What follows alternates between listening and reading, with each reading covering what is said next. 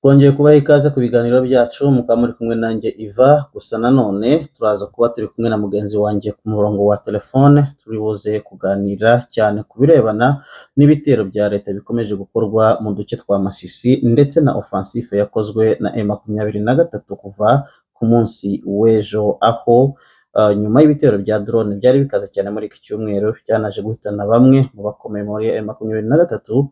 Ubu rero M23 nayo ikaba yikoze mu ibaba, ikaba yatangiye kugaba ibitero. Turi kumwe ku murongo wa telefone na Eric. Muri aho Eric? Yego ndakumva muvandimwe. Amakuru mwabyukanye muri iki gitondo? Amakuru twabyukanye muri iki gitondo mu karere k'iwacu ka Rubaya mu burasirazuba bwa Kongo, haramutse havugwa imirwano hagati y'ingabo za FARDC nabo bafatanyije abambari bayo aribo bazalendo. Ubwo bagabaga ibitero ku munsi wa ejo, bagaba ku munsi ku ngabo za M23, ariko bwakeye mu gitondo kare M23 irabivuna irabirukansa igakora mu mujyi wa Rubaya, ifata akarere ko bitaga Bufamando, akitwa Kanyaru, ariko Gasake, Bufamando. Ayifata ahantu hitwa Kibabi, Ikinigi, ndetse n'ahantu hitwa munsi ya Bihambwe mu karere ka Masisi. Imirwano yamanutse, ingabo za M23 ziri ahantu hitwa Masisi zone, kugeza igihe cyo abazalendo bashatse kuvuga ngo baze batere Masisi, babakurikira barenza ahitwa Nyabyondo. Nuvuga ngo buno umwanya amasaha y'umugoroba ingabo za M23 ziri ahantu hitwa Nyabyondo, ziri Bufamando, ahantu hitwa Kanyaru. Ubwo buce bwose bamaze kurekupera, ndetse n'ibihamya bihari kuko bakoze mitingi bemeza ko abaturage bagombye gusubira mu byabo bari bamaze guhunga, kuko ingabo za leta zo zikwica abaturage zitarondoreye uwari we wese. Niyo makuru dufite muri uyu mwanya. Reka nkubaze gatoya, muri utwo duce uvuga ni utuhe duce twegeranye cyane na Rubaya centre? Ahitwa Ikanyaru. Ikanyaru ni agace kafatanye na Rubaya, kari gasingiye Rubaya. Uvuye Kanyaru ubura ahantu hitwa Nyakigano. Nyakigano ni umujyi uhari ubura abantu hitwa Ngungu. None ubu uravuga ko Rubaya uduce twayo twose tuyizengurutse turimo M23. Ese centre yayo yo irimo bande? Centre ya Rubaya irimo M23. Nuko ngo no yongeye gufatwa.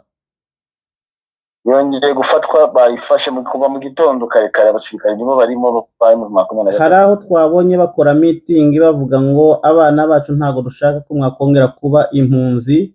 Aho ni mu kahe gace? Aho hantu ni nahitwa Nyabyondo, niho bari birukanseho ku bantu bavuga ururimi rw'inyarwanda, bavuyemo bagarende babirutse, niho bari bahumuriza abaturage ko bahumura ko bagora asubira mu inyuma y'iminsi ibiri ko bamaze gusubira mu byabo neza. Babujije abaturage guhita birukanka gusubiramo kuko aduye aracyarimo. Aho ngaho M23 yahanganye n'ingabo za leta, ntabo baba bafashwemo matekwa cyangwa se ngo umenye umubare w'abapfuye ku ruhande rwa leta? Ku ruhande rwa leta abo nkeka bafatwe, hari kuvuga ko hapfuye umukoloneli w'umurundi, izina rye niryo ritari ryamenyekana neza kuko bahise hari abafashwe mateka bageze muri 4 bo nabonyeho n'amaso. Abo wabiboneye n'amaso yawe? Nabiboneye n'amaso, bafashwe b'abasirikare b'abarundi, harimo n'abazalendo bageze kuri 7. Nta bacancuro bafashwemo? Nta abacancuro ntabo nabonye. Urumva ko n'abarundi nta bacancuro rega muri Kongo. Yego, nabo ni abacancuro nubwo birabura, navugaga b'uruhu rwera. Abo ntabo nabonyeho, abo nabashije kubonaho ni abarundi nabo bazalendo. None tugize ngo tubare neza, ubwo buce bwafashwe uyu munsi gusa ni ubuce bungahe? Ni ubuce bugeze ku buce 6, kuko mu karere ka Ngungu, urumva Ngungu ifite ubuce bunyuranye, nibwo abo bagiye banyuramo. Hariho Ngungu, hariho Bufamando, hariho Gasake, hariho Kanyaru, hariho Nyakigano, Nyakigano na Kibabi na Kinigi aho hose hamaze kuba regitere uruhande rwa Rubaya. Ni ukuvuga ngo Rubaya iri hagati aho ingabo za M23 zikontorora. Reka nkubaze ngarutse inyuma gatoya ku byabaye ejo mu gace ka Kawere. Kawere biravuga ko ari muri sheferi y'Abahunde, sinzi nimba waba uhazi, haba hatereranye gute n'utwo duce twafashe uyu munsi? Iyo sheferi y'Abahunde ni sheferi ibangikanye naho yitwa Bufamando, kuko Bufamando ni akarere k'Abatembo. Iyo sheferi y'Abahunde sasa birabangikanye. None se uyu munsi nyuma yaho 23 yigaruriye utwo duce, ubu iratangaza iki?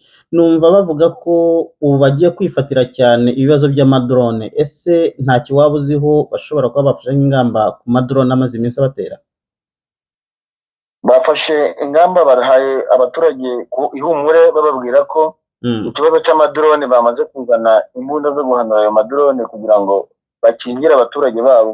Bavuze ko bahumurije abaturage bavuga ko muri mitingi batanze baha abaturage, bavuze ko bahumura kuko batakwemera gupoteza abaturage babo bitewe n'ingabo za leta, ahubwo ngo abaturage bitinya kandi ntibagire ubwoba iby'amadrone ngo ndaho bizongera kubaho. Bagiye kuzana ingamba z'ubwirinzi bwo kurinda izo drone ziza kuza gukora ibyo bitero bitazwi. Urakoze cyane. Reka nongere ngaruke hano muri aka gace ka Kawere. Bavuga yuko ingabo za leta zagiye zasenya ibintu mbere yuko zihunga, ndetse bakanabavuga ko hafashwemo mbiri abavuze ko hari abayobozi babo barimo witwa Mutayomba yaba koko yafashwe na 23? Nibyo, ni ukuri yafashwe ejo mu masaha ya 8 z'umugoroba. Niho yacakiranye n'ingabo za Sarambwe ziramufashe, bamufashe amateka. Ni ukuvuga ngo arafitwe ari Rubaya. Ashobora ko yaba yamaze kugera ahubwo mu mujyi wa Goma. Bashobora kuba bamujyanye muri Goma. Urakoze cyane. Sinzi, nagira ngo dusoreze aha ngaha, sinzi niba ari iyindi update waba ufite aho mu mujyi wa Goma ho byaba byifashe bite? Umujyi wa Goma hari ituze, nta kibazo. Uretse ko andi makuru nashaka kuguhereza ni mu karere ka Rucuru, mu teritwari ya Bwito, ahantu hitwa Nubirubiru, ni mu gace ka Nyanzare. Niho ejo mu gitondo naho haramutse harwanira abo witwa Bazarendo b'abasemutse bahagarariwe n'uwitwa General Domi. Babirukankaho, uretse ko babishemo bageze muri mu 9. Amakuru mfite neza y'umuturage waho ngaho yampamagaye, yambwiye ko bamaze kubirukansa, ndetse ko bahise bakorana mitingi yo kugira abaturage barahungiye mu isoko bataha bagasubira mu byabo. Urakoze cyane Eric kuva mu duce twa Masisi. Imana iguhe umugisha cyane ku biganiro dukoranye.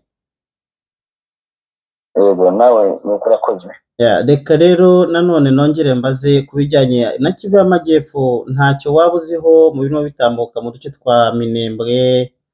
Nta makuru yaho waba ufite? Amakuru ya Minembwe ntayo nakurikiranye, rwose ntaho namenya amakuru ariyo. Uretse ko nuko ni hafi yaho ndabikurikirana, ndakubwira mu masaha y'ejo, nzakubwira uko bimeze. Oya cyane rwose, uzaba ukoze cyane kugira ngo ukomeze utugezeho amakuru, ndetse na bene wacu tubagezeho ihumure ry'uko intambara yifashe. Rero ugira ibihe byiza, ubwo naho mu kanya turongera tuganire. Nuko murakoze. Murakoze cyane.